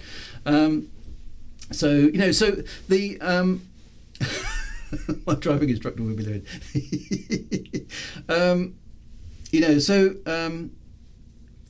Stuff has moved on, and you've got to, you have to bear that in mind now. There's going to be another change actually with these electric cars when they've got what they regenerative braking. They have a mode now whereby, traditionally in cars, your throttle. There we go. I know. I'm using the word throttle. You put your throttle down, the car accelerates, right? You come off the throttle, the car will slow down a bit, but it's not going to slow down that much. Okay, you've got a little bit of engine braking, but it's not going to slow down that much. That's why you have the brake. Okay. And the brake slows down the car. That's how traditional cars work. But a lot of electric cars now basically have 1 foot mode. Okay, I discovered this because my friend showed it to me. Basically, your accelerator is almost like a speed governor rather than an accelerator now. It basically, if you put your foot all the way flat to the floor, it will go up to its top speed as fast as possible. But if you take your foot off the accelerator, the car will brake itself down to 0. And so you can control the speed by how much you're pushing the accelerator up and down. And it's more like I want to go that speed, so I'll push the accelerator that much down. If I want to brake, I'll just take my foot off the accelerator, and the car will actively slow itself down to match whatever position you are with the accelerator. So you almost don't need the brake. So that's a different thing. So you can see a situation in a few years' time when that becomes the norm, where people will try and get into an old car like mine. They won't know how to drive it. Okay, it's like it's got 3 pedals. Why do you need 3 pedals when there's only 1 in mine? Things are changing. Times are changing. Electric cars are taking over. Petrol, diesel cars are dying a death, etc., etc., etc. Progress happens. And I'm old and curmudgeon. I'm going to hang on to my gasoline-powered car with its 3 pedals and no computers for as long as I possibly can. But that's because I like it and I'm familiar with it, and I don't like too much to it. I like technology in its place. I suppose my thing with this is I like technology to serve me. I don't like it to dictate how I do things. And that might just be me old-fashioned and yelling at clouds again, but it winds me up, something chronic, when I can't do something the way I want to do it because the computer says no. So if you Mad Monk Soft is going for it. So if you lift your foot off the throttle, you are de-throttling, right? And that's just an example in cars, which of course is a big interest of mine and all that sort of stuff. You can slow down a truck without using the foot brake and using the exhaust brake only. It is possible with gears and feather in the clutch and all those other bits and pieces. But the way electric cars actually work, is very different. Okay, so that's going to be a major sea change. And of course, every time another generation grows up with different types of technology, they take it for granted because it's always been there. So we took. My generation took record players and cassette tape as for granted. They existed. They were things we could use, so we did, and we found things to do with them. Which my parents' generation was, well, you taping things off the radio? I mean, that's outrageous. You shouldn't be allowed to do that. Well, we can, so we did, and we made mixtapes. Whereas now, of course, then it became you can pirate things off CDs and rip them to MP3 and share them with your mates. So we did, okay. Nowadays it's all Spotify and Netflix and everything else. But all those sort of things are they're a product of their time, and they become the things that you can do and things that you can't do. So it's what are we going to be able to do in the future is so difficult to predict.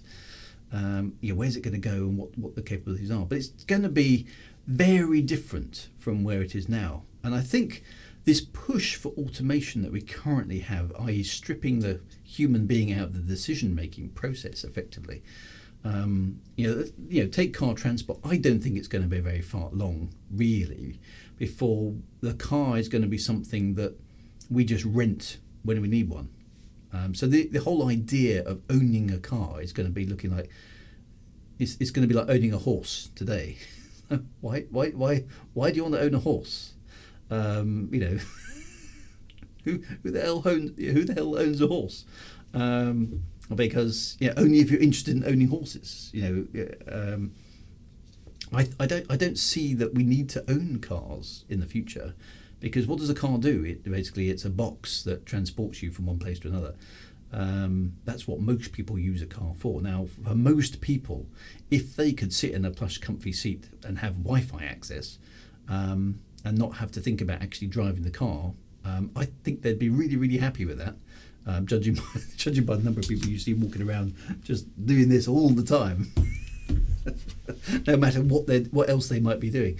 I think if you we're getting very close to self-automated cars, and I think at some point it will just switch over, and that'll be that. The idea of owning your car and driving it yourself will just look ridiculously old school and old-fashioned. It would be like taking a steam engine out today. It's like, okay, it's a bit of an event, but not very many people have a private steam engine anymore. And the ability to talk to things like Alexa, for example. Sorry, Sean. Alexa, would you like some toast? That sort of stuff. Because it's easier. We don't have to type things. Typing is a lot of hard work, right? We just want to speak. Alexa, do the thing. Alexa, delete all my files from Sean's hard drive. No, she's off. Sorry, Sean. So all that sort of stuff is coming. And it's only going to get way, way, way more sophisticated in the future than it is now. So, the context recognition, I think, of language and all that sort of stuff is just going to become insane. So the problem trying to... She's off, Sean has learned. He knows. The capability of systems like that is just going to be exponential. So I don't think, if you try and extrapolate a few thousand years, never trust Drew Alexa on. It's just too tempting, isn't it? If you try and extrapolate forward a few thousand years, storage effectively infinite, network capacity effectively infinite. Computer processor power effectively infinite, sophistication of computer interfaces effectively infinite. So it becomes magic, doesn't it? It becomes magic, and that's why it's quite interesting to have a science fiction and fantasy stream, because your computer in the future is going to be able to do pretty much anything you can imagine. The only thing we can be sure of is regarding the future technology, we will be wrong. We'll be wrong. I think we'll be wrong in specifics, but I don't think we'll necessarily be wrong in gross approximations. The ability to record everything, the ability to search for everything, the ability to do complicated search. So, for example, if you could, hopefully Sean has got his thing off. The ability to say something like Alexa, Alexa, that photograph I took, I don't know, must be about 3 or 4 weeks ago. The one with what's his face from that meeting I went to. That one. Can you see if you can find photos that match that and just show them for me? Here are 5 photos that I've made that satisfy that criteria. Yes, that one. No, it's a bit earlier than that one. The ability to have that sort of conversation with Alexa is, isn't that far away. That kind of thing. And then we get into the whole, as Glenn's sort of thinking, the interfaces. Okay, so touching things with our fingers, that's touch screens and everything. That's where we've kind of got to. The next stage is that full voice command, so that it really understands the context of what we're talking about, is able to interact with us just like another human would. That's difficult. It's clearly a difficult thing to master, but it's getting there. It is getting there.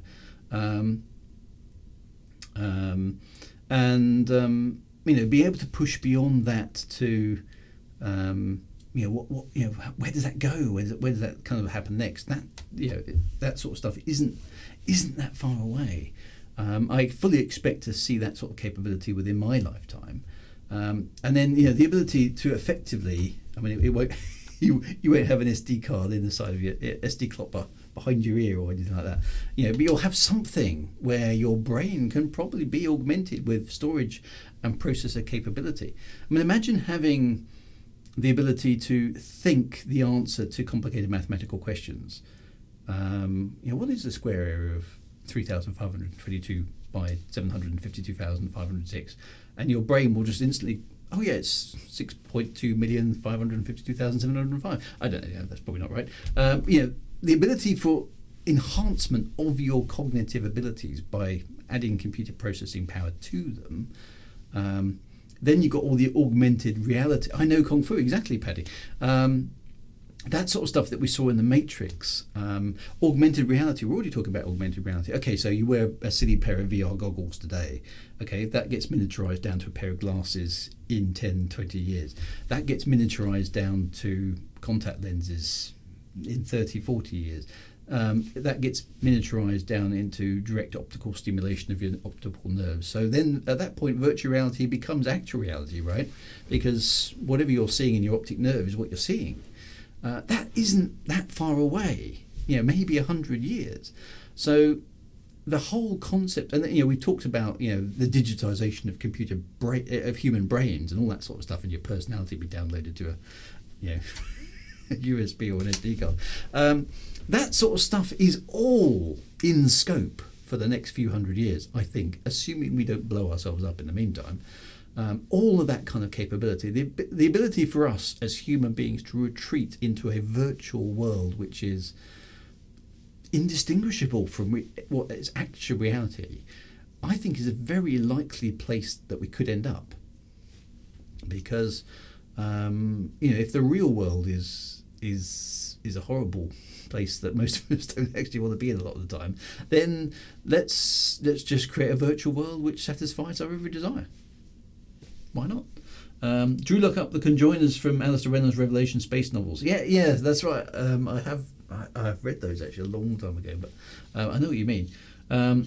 We will blow ourselves up next week, says Glenn. Sorry, don't change the subject. But if you try to extrapolate computer technology, those are the only sort of conclusions you can have. Is that the digitization, the interface between us and the computer is going to get more and more efficient. To start with, computers were programmed. I mean, my dad tells story of he's dead now, but my dad used to tell stories of programming computers with rivets. Okay, so you would rivet the program together with bits of metal, and he said it was a great relief when punch cards came along and we could program the computer just using little holes. And then keyboards, we could actually type commands to our computer, and then touch screen interfaces and voice recognition, which is where we are now. And it's only going to get more sophisticated, more direct. They're going to take out the interface, and eventually computers will plug into us directly. I think that's inevitable. I think the drive to automation, to take human beings out of the decision making, to make the machines cleverer and cleverer and cleverer, to the point where today you can't easily tell what's a digitally created or doctored image compared to an original one. It's CGI has become kind of you kind of know it because it's usually used for fantastical things, but you can use CGI to generate normal things, and it's getting cleverer and cleverer and cleverer all the time. You've seen dead actors brought back to life in movies by CGI, all that sort of stuff. So all those sort of things will only get more and more sophisticated. So our ability to distinguish what's actually real from what's actually a computer-generated fantasy is going to decrease. There's nothing to do about it. Our ability to actually control things directly is going to go away. You look at a modern car, the example I've already given.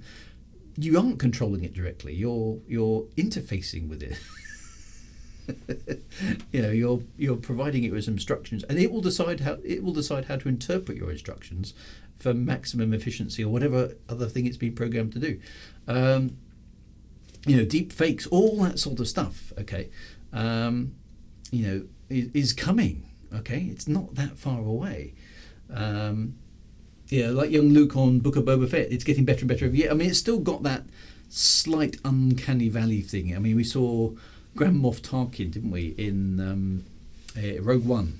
and it didn't look quite right. And we saw Princess Leia in Rogue One as well. It didn't look quite right. Luke we just saw in Book of Boba Fett, and it's getting better. We saw I just saw much slight spoilers, but Q in Picard season 2, where he's young as he was and then becomes old just to match Picard's advancing years.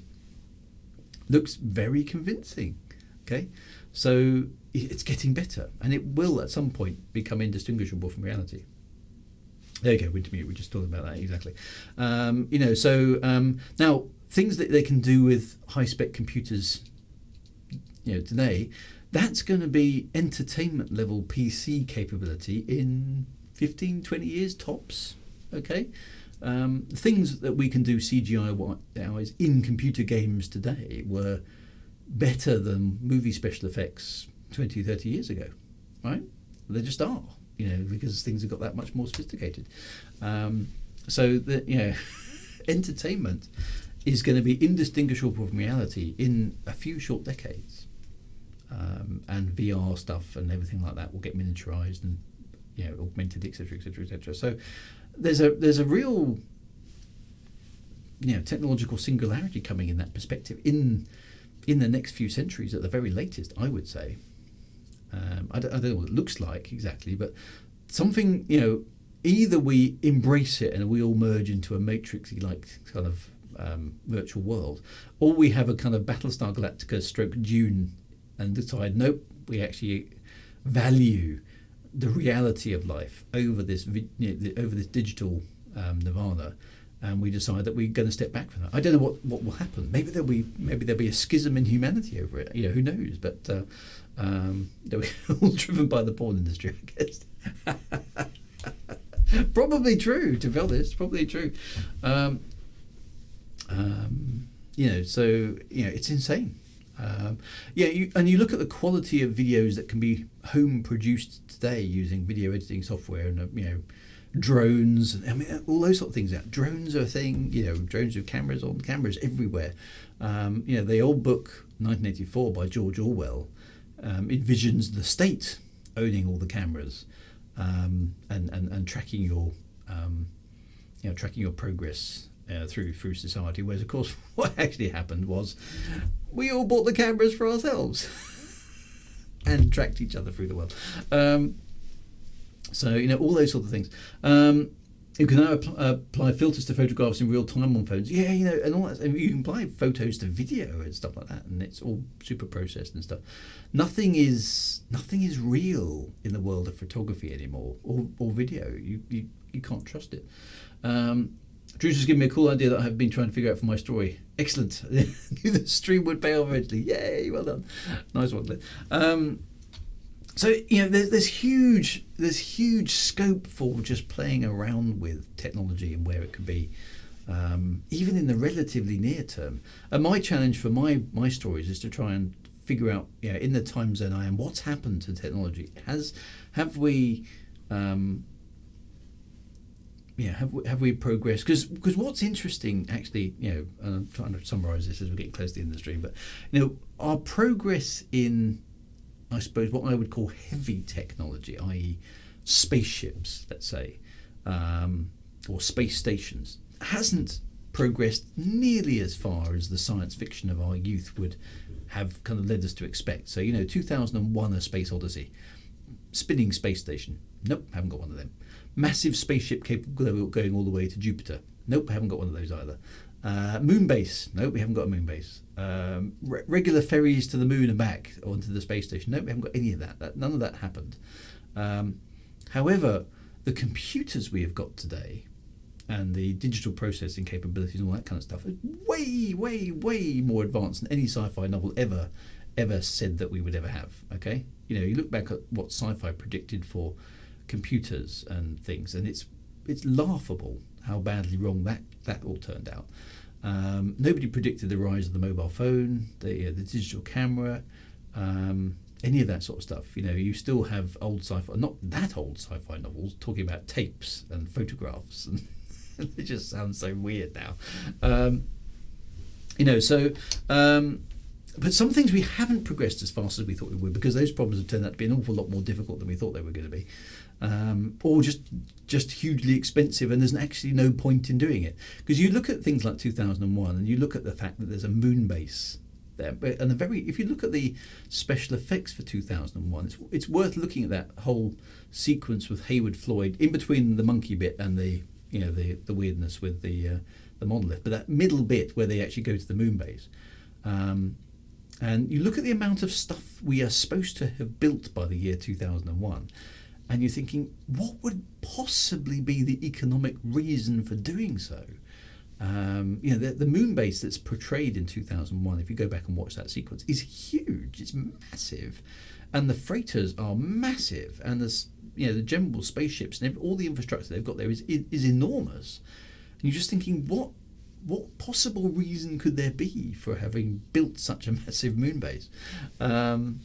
And why are people going to and from the moon to do what? All that sort of questioning comes in. And of course, the reason is that there wasn't a compelling reason to have a moon base, so we haven't built one, at least not yet. Maybe the economy will be there in the future, or maybe it won't. Maybe a moon base there is no reason to have a moon base. Giant space laser pointed at the USA. All the sort of space warrior things. All those sort of things. Reality is not the same as what happened. But what will happen in the future? Will there be suddenly be a breakthrough in a decent space propulsion mechanism? We've talked about that on the stream before as well in the past. About how spaceships in science fiction always seem to have some sort of very, very effective sublight maneuvering engine. It's usually just a blue glowy thing at the back of the ship, isn't it? And that shoots your ship off at very, very high speed at very, very low cost. We haven't got one of those, whatever that is. We haven't invented it. And that's before you get into warp drive and hyperspace and wormholes and all that kind of cobblers. We haven't figured out any of that yet. We haven't found a decent way of travelling through space in anywhere near a reasonable time frame with anywhere near a decent payload, at any kind of reasonable cost. There isn't an answer to that question at the moment. It's chemical rockets, and that's it, pretty much, other than ion drives and little small things like that. It's magic blue light engines. They're a staple of science fiction, and they sometimes have a nod to reality. Muon catalyzed fusion drives and stuff like that, which are all sort of very scientific and quite interesting. But they're not. We haven't invented them yet. So that whole space exploration thing, going where no one's gone before, etc., we can't do that, and there's nothing on the horizon that's actually going to basically allow us to do that at all. So that whole part of science fiction actually hasn't happened at all. And ion drives are quite cool, but they're not very powerful, are they? You can't take off from the Earth with an ion drive, for example. You can use them for orbital manoeuvring, but you're not going to get to Mars in a couple of days with an ion drive. You're just not. Okay. That whatever that blue stuff is, it's very, very clever. We don't know how to do it. That's quite interesting. But the computer technology is extrapolating very, very fast, relatively. We're living through massive cultural change because of what computers allow us to do. The networking, the internet, the social media, everything like that is having profound effects on our society. And the push for VR and the push for high fidelity graphics and digital manipulation of everything, whether it's images or whether it's opinions or whether it's news, all that sort of problem, is not a problem that science fiction really wrestled with. So I think we're going to hit some sort of strange, digital singularity at some point where those sort of things are going to, alter the very nature of society, and it's not going to be like we've shot off into space to go and explore strange new worlds. We're just going to be the computers are going to entertain us. I think the Matrix is actually much more realistic than Star Trek in that regard. That's why you need twin ion engines, obviously, for your Imperial TIE fighter. So that I don't know. It's difficult. Will we survive that process? Will we blow ourselves up in traditional warfare, as we've been worrying about the last few weeks? Who knows? Will we just descend into a computer-generated nirvana and never come back out? Will the planet die and wipe out humanity as a result of global warming, climate change? I don't know. That's for us to write. Okay.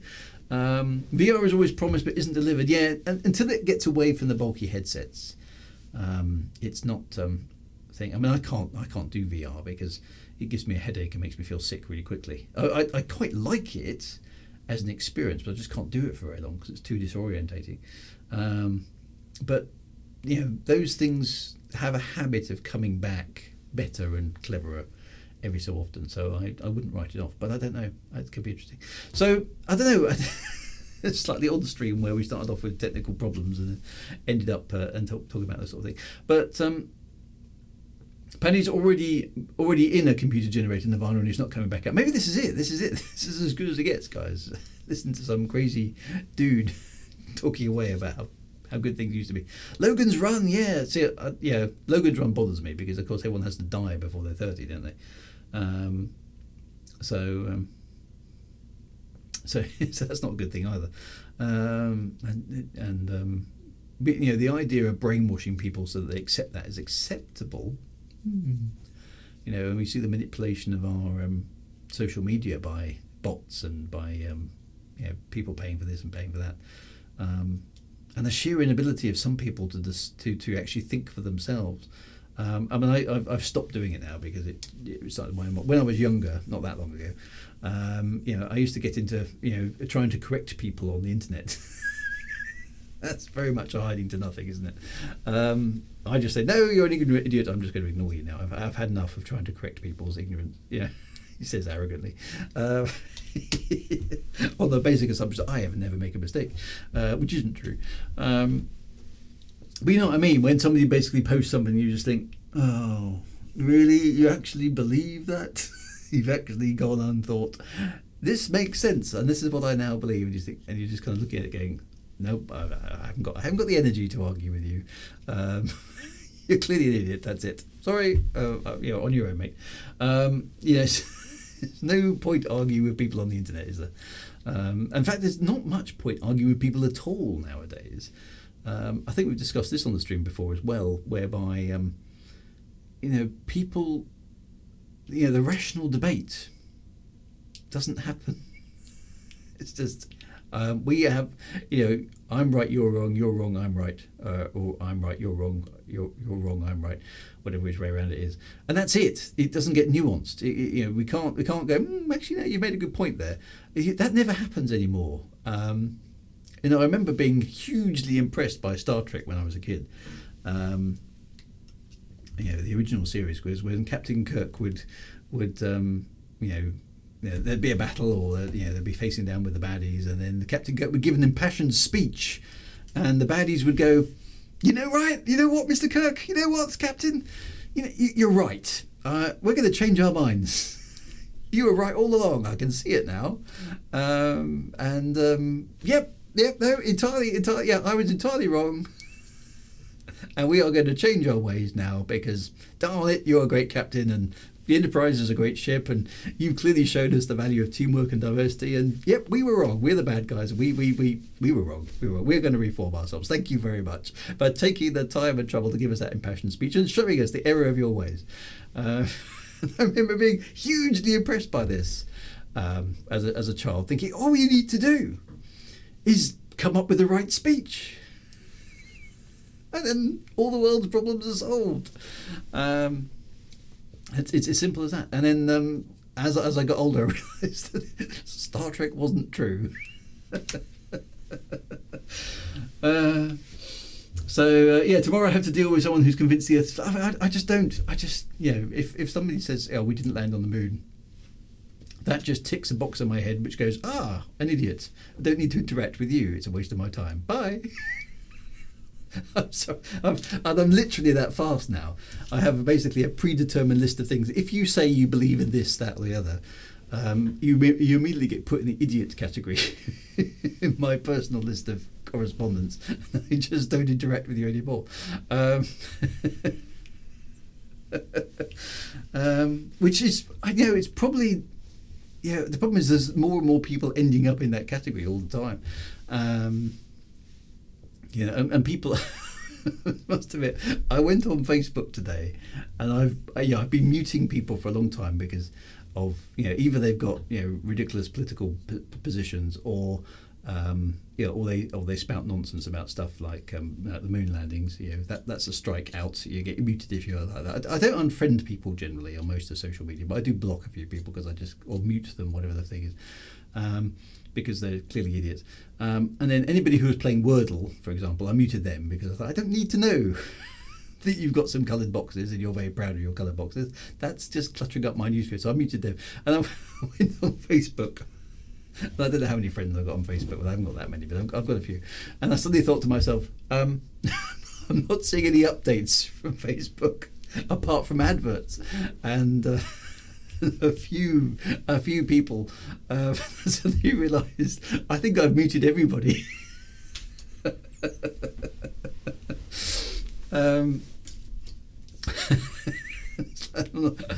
Basically nobody has passed my intelligence test. Everybody is an idiot, clearly. It's terrible. My thoughts exactly, so sure. So we need to have a criteria for which we need to un-idiot ourselves. Or some things. I need to have a review of my Facebook. I don't think I've got anybody left. Glenn still shows up. I know Glenn's on my Facebook. And because he's posting about bicycles, which I think is very, very laudable. So that shows up every so often. But there isn't a great deal of content on my Facebook anymore because I've muted so many people. So I suspect history will not treat Facebook favourably. Twitter I quite like because you can put hashtags about subject areas, which is interesting. But there are an awful lot of very, very, very, very, very opinionated people on Twitter who have no concept of nuance at all. And I don't engage with them either. So I haven't muted you yet, no, Glenn. So keep posting about bike rides around Los Angeles or San Francisco, wherever it is you are. I know it's up there somewhere, but that's very cool. But no, not many people left on my Facebook, unfortunately. Dear, oh dear. So I don't know. In there, maybe there's some pearls of wisdom in there somewhere about the way technology is going and how you can use that in science fiction and fantasy. I think it's going to be almost, particularly if we end up in a sort of Matrixy style dystopian virtual reality, it's going to be indistinguishable from magic, because if you can cut off everybody's senses and feed them with a computer, then that is magic as far as your senses are concerned, because you can conjure up anything you like. So no concept of nuance. How dare you, says Julie.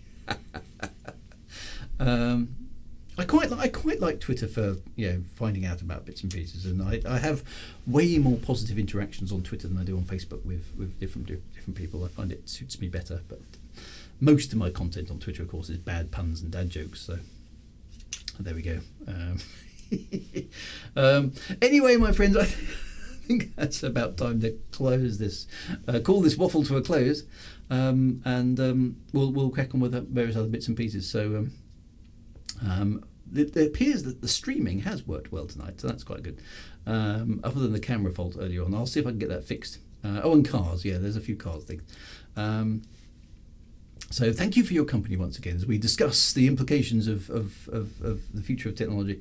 But the stream worked well. That's good. So the stream has been much better. So that is reassuring. So the new internet is doing its thing. Good. I don't know why the camera went doolally, but I'll see if I can figure that one out.